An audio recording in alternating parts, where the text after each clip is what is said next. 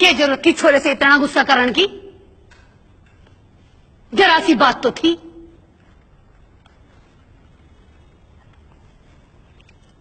₹10 के लिए छोरे ने भूखा मारेगी के? ऐसा क्या कर दिया इसने जो प्लेट उठा के ले जा रही है? 10 रुपए तो लिए थे तेरे पर्स से, कोई पड़ोस से तो न लाया था।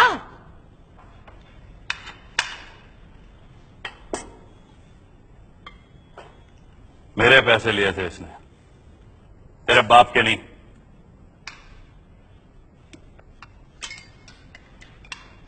छोटे घर की है ना,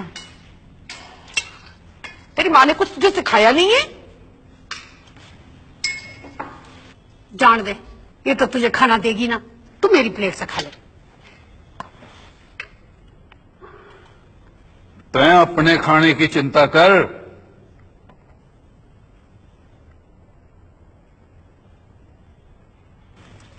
इसने 10 रुपए लिए ना हैं,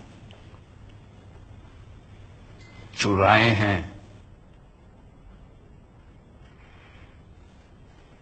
आज चोरी की है, कल न जाने क्या करेगा। और अगर मैं इसकी मां की जगह होता ना, तो 2 दिन तक इसको खाना नहीं देता।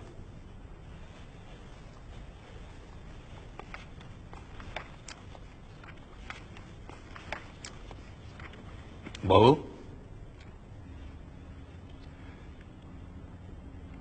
ठीक किया है तूने।